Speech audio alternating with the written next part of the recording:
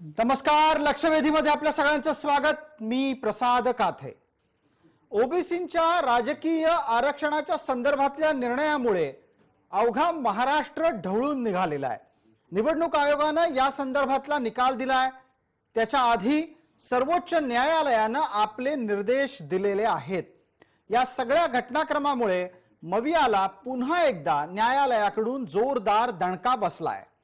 पण जे काही झालं ते टाळता आलं असतं का याची चर्चा करणं यासाठी गरजेचं आहे, कारण राजकीय दृष्ट्या जागरूक असलेल्या ओबीसी समाजाच्या राजकीय अस्तित्वाच्या बाबतचा हा प्रश्न जास्त संवेदनशील बनला आहे। गेल्या जवळपास वर्षभरापासून आणि अगदीच स्पष्ट म्हणायचं असेल तर मार्च 2021 पासून या प्रकरणामध्ये मवियाची चालढकल पाहण्यासारखी आहे, लक्षवेधी ठरलेली आहे। न्यायालयाने त्या आधी सुद्धा अनेकदा सांगूनही न्यायालयात मवियाने स्वतःची भूमिका मांडण्यामध्ये अनेकदा टाइमपास केला असं म्हटलं तर वावगं ठरणार नाही। आणि म्हणूनच मार्चच्या पहिल्या आठवड्यात न्यायालयाच्याकडून जे निर्देश आले त्यानं मविया सरकारला अडचणीत आणलं। त्या दिवसापासून आज तागायत याच मुद्द्यावर मवियाच्या अडचणीत येण्याची परंपरा कायम राहिली।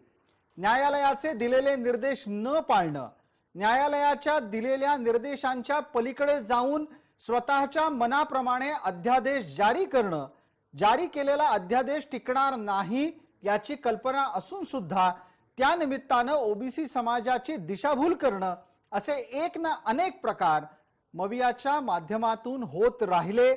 आणि आता त्याची फलश्रुती ही ओबीसींचं राजकीय आरक्षण महाराष्ट्रात संपुष्टात येण्यात झालेली आहे। राज्यात होऊ घातलेल्या स्थानिक स्वराज्य संस्थांच्या विविध घटकांच्या निवडणुका त्यामुळे प्रभावित झाल्यात। त्यात ओबीसी आरक्षणाच्या कोट्यातून समाजाला आपलं प्रतिनिधित्व निश्चित करता येणार नाही। या सगळ्याच्या निमित्तानं ओबीसी समाजात प्रचंड अस्वस्थता आहे।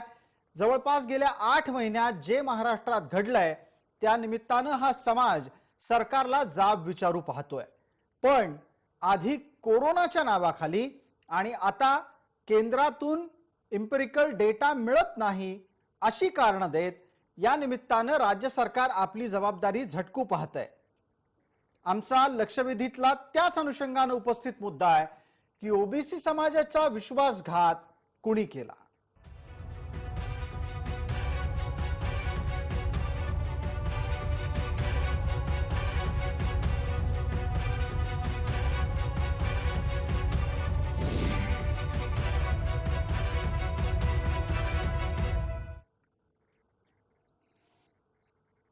या चर्चेमध्ये आपल्याला सहभागी झालेल्या मान्यवरांचा परिचय करून घेण्यापूर्वी या निमित्तानं उमटलेल्या राजकीय प्रतिक्रिया पाहायच्या। निर्देश देत असताना आपल्या देशामध्ये काय म्हटलेलं आहे ह्याची सुद्धा पाहणी करण्याची गरज आहे।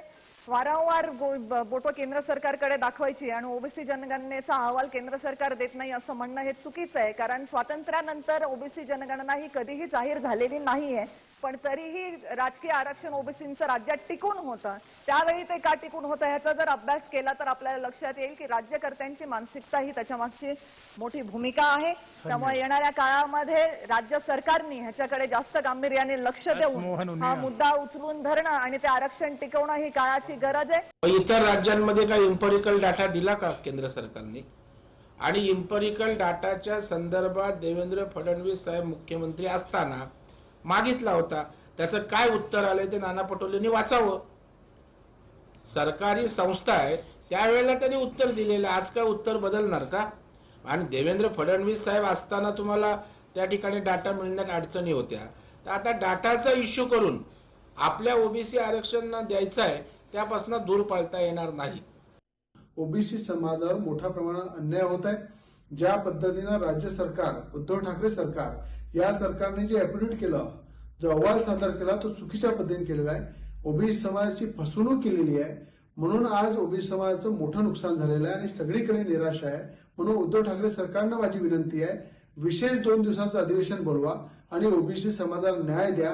कारण या लोकशाहीमध्ये जर ओबीसी समाज इलेक्शनमध्ये भाग घेऊ शकला नाही तर या लोकशाहीमध्ये मोठा मोठा अन्याय ओबीसी समाजावर होणार आहे. खासदारांबरोबर चर्चा करतोय, प्रफुल्लभाईंबरोबर चर्चा झाली, सुप्रियाताईंबरोबर चर्चा झाली की या विषयाला पार्लमेंटमध्ये सुद्धा आवाज उठला पाहिजे, चर्चा झाली पाहिजे आणि मार्ग काढण्यासाठी आता प्रयत्न झाले पाहिजे. मी मुख्यमंत्र्यांशी बोललो, मुख्यमंत्री सुद्धा इतरांशी बोलत आहेत आणि ते आज परत बोलतील. उद्याच्या कॅबिनेटमध्ये पर्यंत आपल्याला काय काय आणखीन करता येईल ती संपूर्ण ताकदीनं जे आहे आम्ही त्याचा विचार करून पुढे पाऊल टाकू.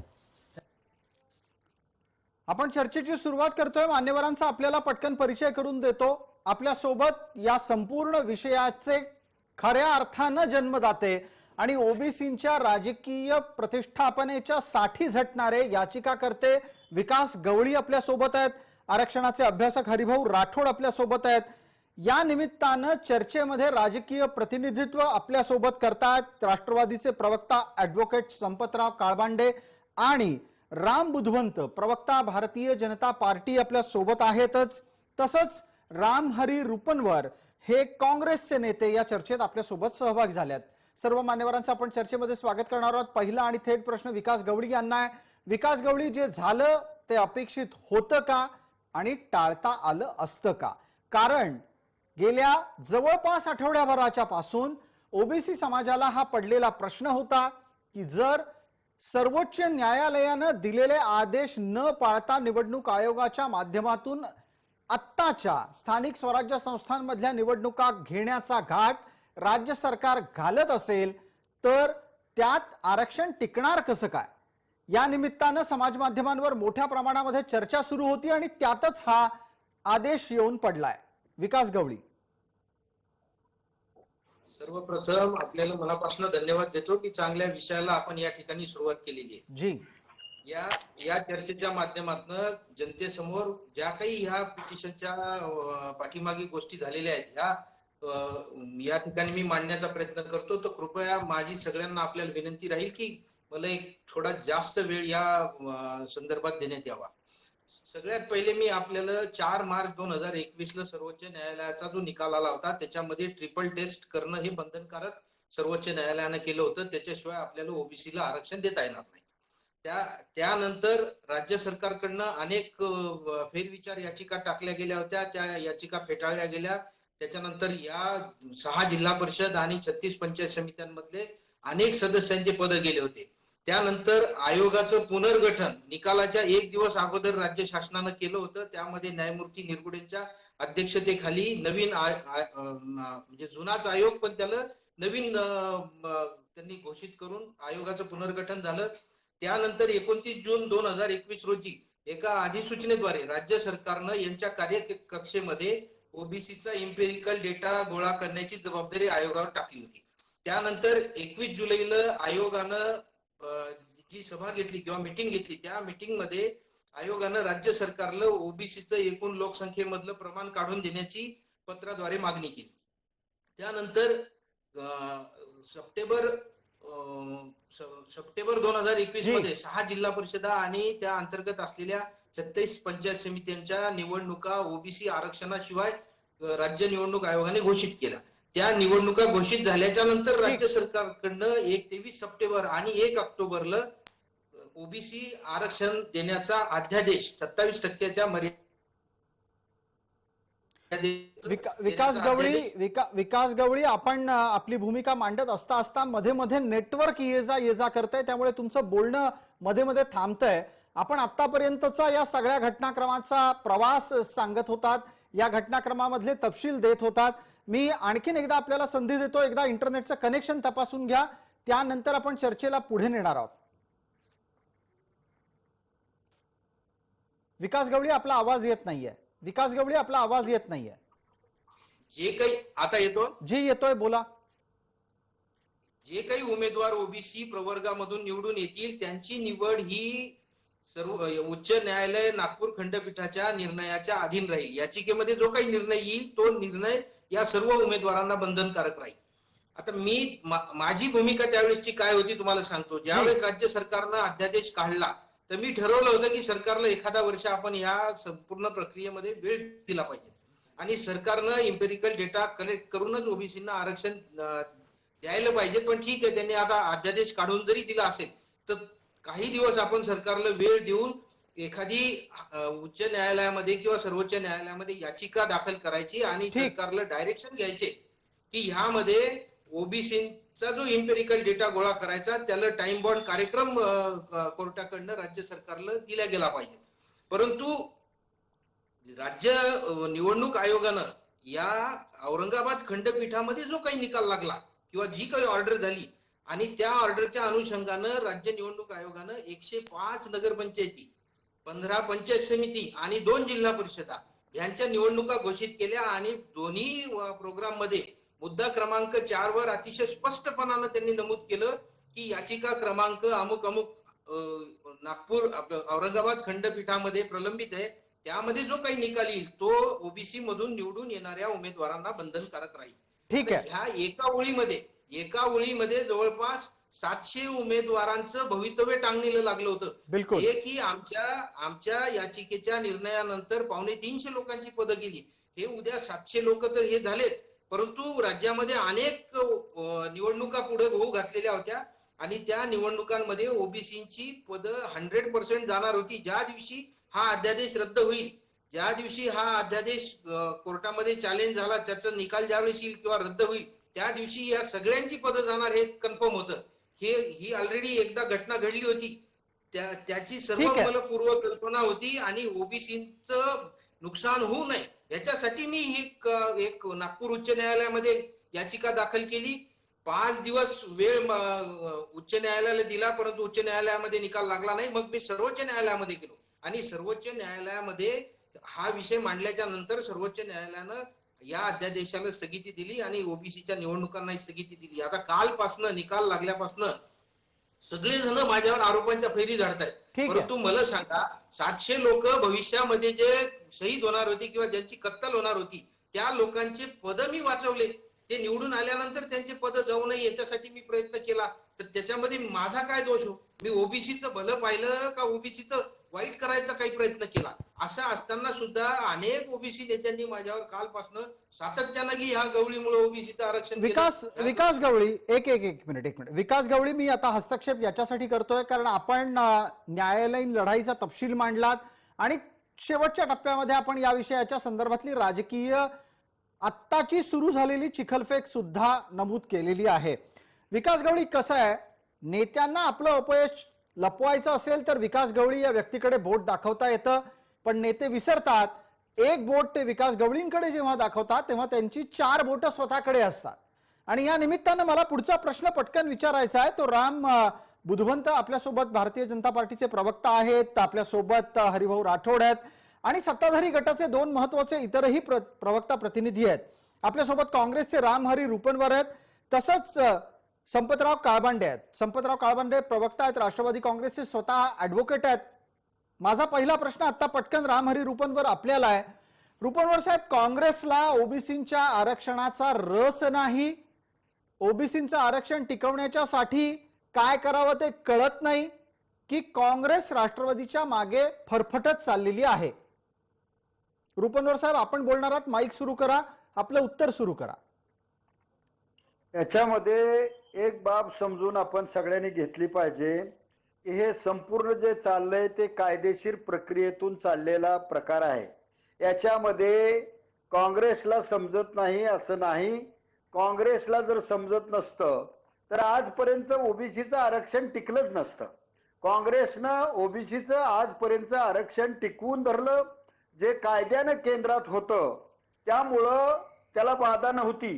पण सुप्रीम कोर्टाने ओबीसीचं आरक्षण रद्द केल्यामुळं आणि त्याच्याबरोबर काही डायरेक्शन्स दिल्यामुळं की नवीन आयोग नेमून त्यांच्या मार्फत इम्पेरिकल डाटा गोळा करून तो कोर्टात सादर करा आणि तो निकाल दिल्यानंतरचा अवधी अतिशय थोडा असल्यामुळं, पण नजीकच्या काळात निवडणुका येत आहेत म्हणून काँग्रेस, राष्ट्रवादी काँग्रेस, शिवसेना यांच्या महाविकास आघाडी सरकारनं ओबीसी प्रती असलेली प्रेम आणि ओबीसीच्या हक्काची जाणीव असल्यामुळं हे अध्यादेश काढला आणि अध्यादेश काढल्यामुळं या निवडणुकीमध्ये ओबीसीला आरक्षण मिळालं.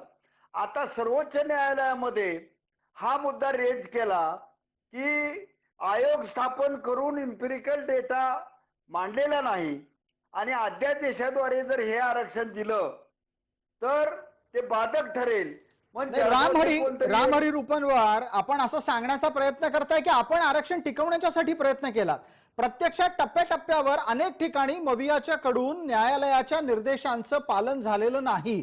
हरिभाऊ राठोड आपल्या सोबत आहेत. हरिभाऊ, एकदा तुम्ही सांगा, या सगळ्यांनाच सांगा आणि मवियाच्या प्रतिनिधींना पण हे लक्षात आणून द्या की कशा पद्धतीनं सर्वोच्च न्यायालयानं ओबीसीचं आरक्षण टिकवण्यासाठी काय सांगितलं होतं, जे केलं गेलेलं नाहीये, आज तागायत केलं गेलेलं नाहीये.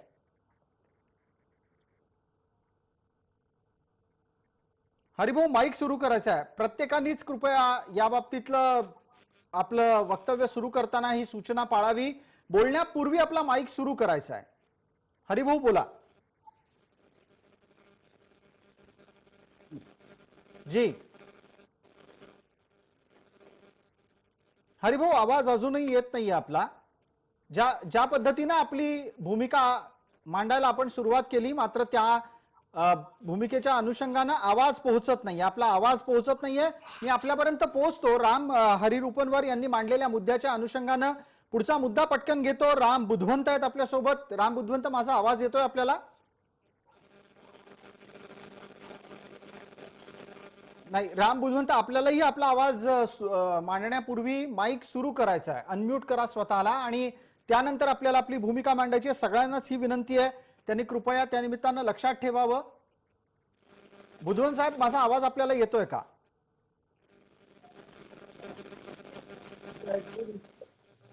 जी यस. पहिला विषय तर रामहरी रूपनवर साहेब आणि संजय काळबांडे, हरिभाऊ राठोड साहेब आणि कोळी साहेब या सर्वांची वेगळ्या पद्धतीने मुख्य मुद्दा आहे की मुख्य मुद्दा असा आहे की या कोणत्याही व्यक्तीला ओबीसीचं राजकीय आरक्षण टिकवायचं नाही. ओबीसीची राजकीय हत्या करण्यामध्ये हे आजचे महाविकास आघाडी सरकार आघाडीवर आहे. काँग्रेस, राष्ट्रवादी आणि शिवसेना त्यामध्ये सामील आहे.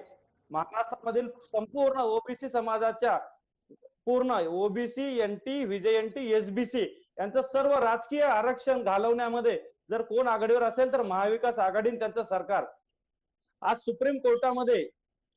सुप्रीम कोर्टाने त्यांना बोलून झापलं की तुम्ही आरक्षण देऊ शकत नाही, चुकीच्या पद्धतीने देतात, त्यामुळे अध्यादेश त्यांचा फाडून केराच्या टोपलीत टाकला. एक मराठीत म्हण आहे, भर बाजारात उभा करणं, थोबाडीत मारणं, या पद्धतीने राज्य सरकारच्या थोबाडीमध्ये सुप्रीम कोर्टाने मारली आणि याला सर्वस्वी महाविकास आघाडीचे नेते जबाबदार आहेत. यांना कुणालाही ओबीसीचं आरक्षण टिकवायचं नव्हतं. दरवेळेस भारतीय जनता पार्टीचे नेते आदरणीय देवेंद्रजी फडणवीस, पंकजाताई मुंडे हे दरवेळेस विधानसभेमध्ये रस्त्यावर येऊन आवाज उठवत होते.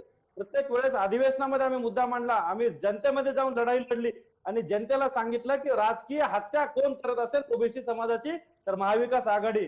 आयोग स्थापन केला, आयोगाला अधिकार दिले नाही, निधी दिला नाही. 465 कोटीचा निधी मागितला आयोगाने, त्यांनी 5 कोटी पण दिले नाहीत. अतिशय वाईट पद्धतीने तुम्ही आयोगाच्या कार्यकर्त्यांना, आयोगाच्या सदस्यांना वागवता, त्यांना काम करू देत नाही.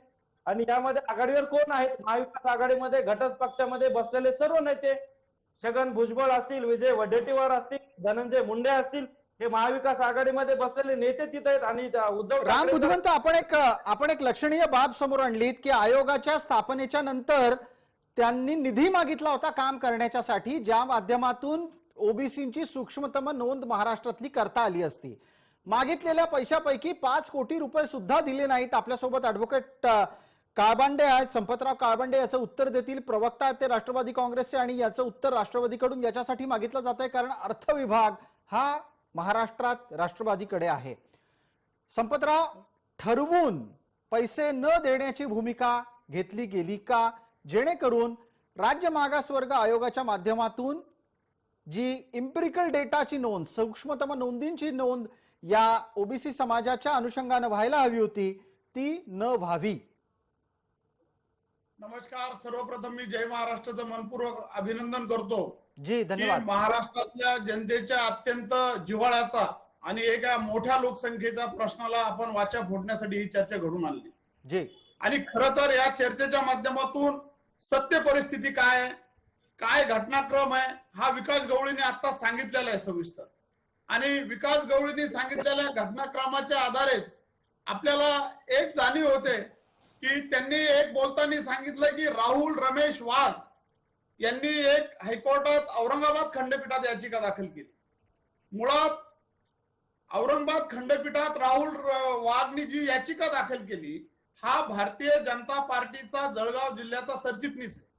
आता राम बुधवन जे सांगत होते की ओबीसीच्या आरक्षणाची महाविकास आघाडीने हत्या केली, खरं तर भारतीय जनता पार्टीला ओबीसीची आघाडी हत्या तर त्यांनी केलेलीच आहे, पण त्यांचा मुळात निर्णय हा आरक्षण मुक्त भारत हा भारतीय जनता पार्टीचा संदेश आहे.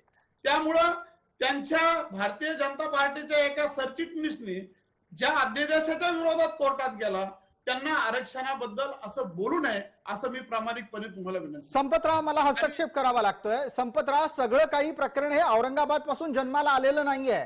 विकास गवळींच्या मूळ याचिकेवरचे ते इतर झालेले परिणाम आहेत. आणि जर तुम्हाला औरंगाबादच्या याचिकाकर्त्याचा पक्ष आठवत असेल तर मग विकास गवळींचा पक्ष काढायची गरज येते का? आपल्याला या चर्चेत नाही जायचंय. तुम्हाला द्यायचंय ना आरक्षण. तुम्ही मविया मधल्या एका महत्वपूर्ण घटकाचे प्रवक्ता म्हणून चर्चेत आलेला आहात. मुद्दा काय आहे? आयोगाला सूक्ष्मतम नोंद करण्याच्यासाठी अपेक्षित निधी अद्यापही का दिला गेलेला नाही, त्याच्यावर या पटकन. मुळात साहेब एक अपेक्षा अशी होती की 4 मार्चला विकास किसनराव गवळी वर्सेस स्टेट केस मध्ये ज्यावेळेस निकाल जाहीर झाला आणि त्यावेळेस इम्पिरिकल डाटा तयार करा असा सुप्रीम कोर्टने आदेश दिला. तो आदेश दिल्यानंतर तात्काळ महाविकास सरकारने इतर मागासवर्गीय आयोगाची निर्मिती केली आणि मागासवर्गीय आयोगाची निर्मिती करून तो इम्पिरिकल डाटा गोळा करण्यासाठी जे जे काही प्रयत्न लागत होते त्या प्रयत्नामध्ये ज्या पद्धतीने आपल्याला फंडिंग करायचं होतं ते फंडिंग करण्यासाठी जसे जसे प्रपोजल येतील त्या प्रपोजल आल्याप्रमाणे आम्ही पैसा द्यायला कुठेही मागे हटणार नाही हा विषय त्यांनी कायम ठेवलेला होता. संपतराव माफ करा. मी अत्यंत खेदानं हे सार्वजनिकरित्या म्हणू इच्छितो आहे. आपली माहिती अपुरी आहे. निकाल आलाय 4 तारखेला. आयोग स्थायी आयोग आहे. राज्य मागासवर्ग आयोग हा कधीही बंद होत नाही. त्याच्यावरचा अध्यक्ष 3 तारखेला नेमला गेलेला आहे, 3 मार्चला. आता तुमच्या कॅलेंडरमध्ये 4 मार्चच्या नंतर 3 मार्च येत असेल तर आम्हाला काही नवीन माहिती नाही त्याच्या बाबतीतली, पण जगामध्ये 3 मार्च आधी येते, 4 मार्च नंतर येते. हरिभाऊ राठोड, पटकन यावर बोला. हरिभाऊ, वस्तुस्थिती समोर आहे. असं असताना सुद्धा संपतराव काळबांडे यांना जेव्हा आपण विचारलं की आयोगाला सूक्ष्मतम नोंद करण्यासाठी पैसे का दिले जात नाहीत, त्याचं उत्तर देता येत नाहीये. असं का व्हावं हरिभाऊ? हे बघा, त्याचं उत्तर मी देईल नंतर. सर्वप्रथम मी विकास गवळीचं अभिनंदन करेल की त्यांनी हा प्रश्न चव्हाट्यावर आणला. दुसरं, माननीय सुप्रीम कोर्टांना त्यांना सुद्धा धन्यवाद देईल. आणि तिसरं, जय महाराष्ट्रला धन्यवाद देईल. 4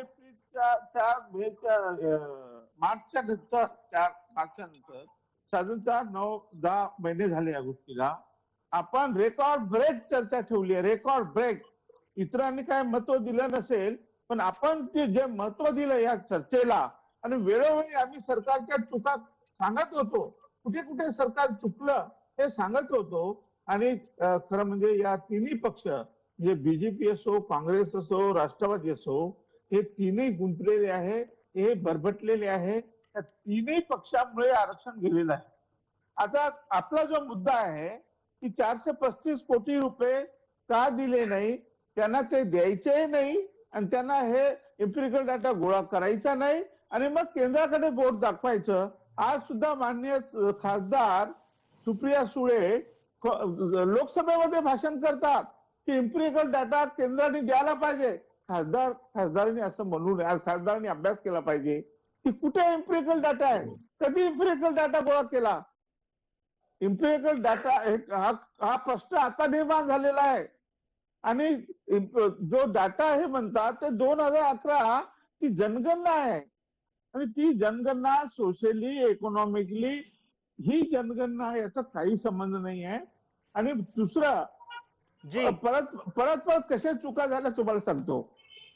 हा सुप्रीम कोर्टाचा निकाल. हरिभाऊ, मग आपल्याला याच्यातून सुचवायचं काय आहे? कारण ज्या पद्धतीनं ओबीसीच्या आरक्षणाच्या साठी सूक्ष्मतम नोंदीची मागणी करण्यात आली, म्हणजे तशा प्रकारचे निर्देश सर्वोच्च न्यायालयाने दिले. ओबीसींच्या आरक्षणाला टिकवण्याच्यासाठी स्वतंत्र आयोगाची निर्मिती करायला सांगितली. यापैकी काहीच झालं नाही. जी त्रिसूत्री सर्वोच्च न्यायालयाच्या आदेशाची होती त्याचं पालन न करता राज्य सरकार अध्यादेश काढणं इथपर्यंत का पोहोचलं? हरिभाऊ, अगदी अगदी अगदी तुम्ही फार म्हणजे कमी शब्दामध्ये हे पूर्ण एपिसोड सांगितलेला आहे. अगदी बरोबर आहे. सुरुवातीला आम्ही हे सांगत होतो की हा निकाल ओबीसीच्या बाजूचा आहे. हेही सांगितलं आम्ही की जो अधिकार राज्याला नव्हता म्हणजे जनगणना करण्याचा, तो अधिकार सुप्रीम कोर्टाच्या माध्यमातून आपल्याला मिळाला. त्यामुळे हा राज्य सरकारच्या सुद्धा बाजूचा होता. हे न करता आता बघा, आज बिहारच्या मुख्यमंत्र्यांनी जाहीर केलाय की आम्ही लोकसंख्या करणार, आणि यांना तर सुप्रीम कोर्टाने सांगितलं होतं इम्पिरिकल डाटा गोळा करा, किती पर्सेंटेज ओबीसी आहे तुमच्याकडे हे सांगितल्याशिवाय आरक्षण देता येणार नाही. हा मूळ मुद्दा आहे. बिलकुल. आता याच्यावर एकदा पटकन आपल्याला सत्ताधारी गटाच्या प्रतिक्रिया लागतील. थोड्या वेळापूर्वी ऍडव्होकेट संपतराव काळबांडे म्हणत होते औरंगाबाद मध्ये काय झालं बघा, आणि औरंगाबादच्या मुळे आजची परिस्थिती निर्माण झाली आहे. मी आपल्याला संपतराव आठवण करून देऊ इच्छितो, विकास गवळी स्वतः इथे हजर आहेत. औरंगाबाद मध्ये निकाल देताना कोर्टाच्या ऑर्डर मध्ये सुद्धा म्हटलं गेलंय की त्रिसूत्री पाळलेली नाहीये. आपल्याला हे लक्षात घ्यायला हवं की त्रिसूत्री न पाळता तुम्ही अध्यादेश काढले, अध्यादेशाच्या नंतर निवडणुका लावल्या. एकूणात जे करायला नको होतं ते न्यायालयीन प्रक्रियेला ओलांडून आपण का केलं, ज्याचा परिणाम आज दिसतोय.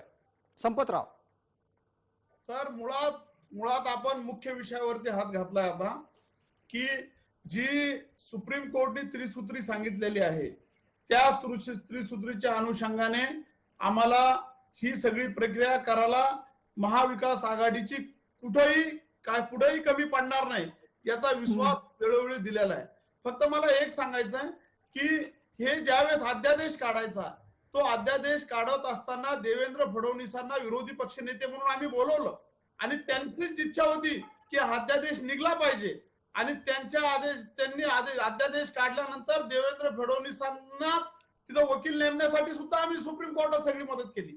तुम्हाला डुबवण्यासाठी सल्ला दिला, सगळ्या डुबवण्यासाठी आम्ही विचार केला, परंतु तुम्हाला डुबवायचं होतं, तुम्हाला डुबवायचं होतं. परंतु मुळामध्ये हा अध्यादेश काढत असताना 2019 ला सुद्धा असाच अध्यादेश काढला होता. त्या अध्यादेशाच्या वेळेस देवेंद्र फडणवीसांनी हे पत्र दिलेलं आहे. हे पत्र दिलेलं आहे 1 ऑगस्ट 2019 ला सेंट्रल गव्हर्नमेंटला की आम्हाला इम्पिरिकल डाटा द्या म्हणून. त्या संदर्भातलं परत एक आशिष गुप्ता यांनी सुद्धा पत्र दिलेलं आहे. त्या संदर्भातलं तत्कालीन असणाऱ्या पंकजाताई मुंडे यांनी सुद्धा पत्र दिलेलं आहे. आमचं एक म्हणणं असं आहे, तुम्ही मध्य प्रदेशामध्ये शिवराज चव्हाणांच्या जे काही राज्य आहे त्या राज्याला तुम्ही इम्पिरिकल डाटा देता, अरे कुठे दिला काहीतरी सांगताय. काय दिशाभूल करणारी माहिती आपण देताय. दिशाभूल करणारी माहिती कृपया देऊ नका. असा कुठलाही इम्पिरिकल डेटा कुठल्याही राज्याला केंद्रानं दिलेला नाहीये. मुळात त्यांच्याकडे तो नाहीये. हे वारंवार संसदेत पण स्पष्ट झालंय. पण आपण जो गंभीर आरोप केलात त्या निमित्तानं एकदा राम बुधवंत यांना बोलण्याची संधी देतो. राम बुधवंत, आपण पटकन प्रतिक्रिया देणार आहात की अध्यादेश काढण्याचा सल्ला देवेंद्र फडणवीसांनी दिला असं मविया सांगतेय. मला तर म्हणजे समजतच नाहीये की 2 वर्ष या सरकारला होत आली, हे सरकार अजूनही देवेंद्र फडणवीसांच्या सल्ल्यानं चालतं. मग या सरकारमध्ये चालवायला कोणी आहे की नाही? मुळात आम्ही पक्ष सोबत घेण्याची भूमिका ठेवली सर. या सरकारचं धोरण असं आहे, नाचता येणं अंगण वाकडं. हे उठता सुटता सांगतात हे फडणवीस सरकारनं केलं, हे भाजपनं केलं. अहो, आमचा तर सरळ असा आरोप आहे यांना की तुम्हाला चालवता येत नसेल सरकार तर केंद्र सरकारला भाड्यानं चालवायला द्या. तुम्हाला हे सरकार चालवण्याची लायकी नाहीये. तुम्हाला राजकीय हत्या करायची, चुकीच्या पद्धतीने स्टेटमेंट करू नका काळबंडे साहेब. तुम्हाला अपुरी माहिती आहे, कृपया माहिती पूर्ण घेऊन या, अभ्यास पूर्ण बोलत जा. ठीक आहे. राम हरी रुपनवर आपल्या सोबत आहेत. राम हरी रुपनवर, आपल्यासाठीचा पुढचा पटकन प्रश्न येतोय. हे जे काही सगळं चाललंय याच्यात काँग्रेसची ससेहोलपट होतीये, काँग्रेसला ती परवडणारी आहे का? रुपनवर बसलेत नुसते. राम हरी रुपनवर, आपण माईक सुरू करा. आपलं म्हणणं मांडायचं, आपल्याला वेळेची मर्यादा आहे प्रत्येकाला. बोला. काँग्रेसचे प्रवक्ता राम हरी रुपनवर बोलतात. नाही, रुपनवर साहेब, काही तांत्रिक अडचण आपल्या समोर येताना दिसते. मला एक पटकन प्रसादजी, जाता जाता आणखीन एक प्रसादजी. तपशील. हरिभाऊ, देतो संधी आपल्याला एक पटकन. विकास गवळींना संधी देतो. विकास गवळी, सुरुवातीच्या काळामध्ये आपण मोठं आपलं वक्तव्य मांडलं, प्रस्तावना लांबलचक होती. एक पटकन पुढचा प्रश्न येतोय. अध्यादेश काढण्याच्या संदर्भातल्या चुका या सरकारनं का केल्या असाव्या? 30 सेकंदात उत्तर द्या. याच मुद्द्यावर 30 सेकंदात हरिभाऊ पण बोलणार आहेत. विकास गवळी. ह्या चुका का केल्या हे नाही सांगू शकत, परंतु चुका करण्याच्या अगोदर आम्ही त्यांना पत्राद्वारे आणि आपल्या चर्चेच्या माध्यमातून या सगळ्या गोष्टी अवगत केल्या होत्या की अशी कदाचित पुढे वेळ येऊ शकते, कारण सर्वोच्च न्यायालयाच्या घटनापीठाचा निर्णय हा कुठलाही अध्यादेश ओव्हररूल करू शकत नाही. हे अनेक वेळ वारंवार हरिभाऊ राठोड साहेबांनी सांगितलं होतं, मी सांगितलं होतं. आपल्याही चर्चेच्या माध्यमातून सगळ्या राज्याच्या जनतेसमोर हा विषय आला होता. बिलकुल. तरी सुद्धा हरिभाऊ, हा मग अध्यादेश काढून- इतक्या वेळेला, इतक्या विविध पातळ्यांवर, इतक्या स्पष्टपणे अध्यादेशाची चूक करू नका हे सांगितल्यानंतरही हे सरकार अध्यादेश काढतं. याच्या मागची काय धोरण आहेत? कोण चुकीचं मार्गदर्शन करताय? निश्चितच त्याच्या मागे त्यांची मनीषा वेगळी आहे. हे बघा, तुम्हाला त्या मान्य सर्वोच्च न्यायालयाच्या निकालाचं एक वाक्य सांगतो, जी फार महत्वाचं आहे. ते कुठे चुकले तुम्हाला सांगतो. सर्वोच्च न्यायालयाने सांगितलं होतं की इम्पिरिकल डाटा मिळवल्याशिवाय तुम्हाला आरक्षण देता येणार नाही आणि 50%च्या वर देता येणार नाही. आणि जर तुम्ही इम्पिरिकल डाटा गोळा केला नाही तर 50%च्या खाली सुद्धा देता येणार नाही. हे वाक्य अधोरेखित करा तुम्ही. बिलकुल. जर तुम्ही इम्पिरिकल डाटा गोळा केला नाही तर 50%च्या खाली सुद्धा देता येणार नाही. हे वाक्य अधोरेखित करा. मग याच्यावर तुम्ही जे ऑर्डिनन्स काढलं, मग तुमचे एजी काय करतात, तुमचे चीफ सेक्रेटरी काय करतात, तुमचे लॉ डिपार्टमेंटचे सेक्रेटरी काय करतात. आमच्या सारख्याला जर तो कायदा कळतो, तो निकाल आम्हाला कळाला, यांना का कळू नये हा माझा सवाल आहे. बिलकुल हरिभाऊ, या विषयालाही चर्चेत पुढे घेऊच. आपल्याला वेळेची मर्यादा आहे. जाता जाता पटकन एक राम बुधवंत यांना संधी देतो. राम बुधवंत, आपल्यासाठीचा एक प्रश्न, 30 सेकंदात पटकन उत्तर द्या. आत्ताच्या घडीला ओबीसींच्या राजकीय आरक्षणाची हत्या ही ठरवून केली गेली आहे का? कोणी विश्वासघात केलाय ओबीसी समाजासोबत? ओबीसी समाजाची ठरवून राजकीय हत्या केली. ओबीसी समाजाची ठरवून राजकीय हत्या महाविकास आघाडी, काँग्रेस, राष्ट्रवादी आणि शिवसेना यांनी मिळून केली. यांना हे माहिती आहे की आता जर आरक्षणाचा अध्यादेश काढला तो उडणार आहे, टिकणार नाही. सुप्रीम कोर्टाने यांना झापून सांगितलं होतं. त्यांना सांगितलं की तुम्ही हे काय करता. आताही सुप्रीम कोर्टाच्या आर्ग्युमेंट मध्ये त्यांच्या आलेल्या रिझल्ट मध्ये हे सुद्धा सांगितलंय. तुम्ही आज जर वर्तमानपत्र उघडून बघितले असतील तर या पद्धतीने त्यांनी सांगितलं की तुम्हाला इम्पेरिकल डाटा सांगितला होता तो तुम्ही घेऊन या, आणि तो तुम्ही आणला नाही. 3 टेस्ट करा, 3 सूत्री करा, ती सुद्धा केली नाही. यांना ठरवून ओबीसी समाजातली ओबीसी, एनटी, व्हीजेएनटी, एसबीसी या सर्व राजकीय कार्यकर्त्यांची हत्या करायची होती. ठीक आहे राम बुधवंत, या निमित्तानं चर्चेला आपण पुढे नेणार आहोत. आत्ताच्या घडीला वेळ मर्यादेपोटी एक छोटी विश्रांती घेतोय. सर्व मान्यवरांना विनंती आहे त्यांनी आपण असं जोडलेलं राहावं. प्रेक्षकांनाही विनंती आहे, लक्षवेधीच्या पुढच्या भागात लगेचच परत येतोय. एक छोटीशी विश्रांती घेऊन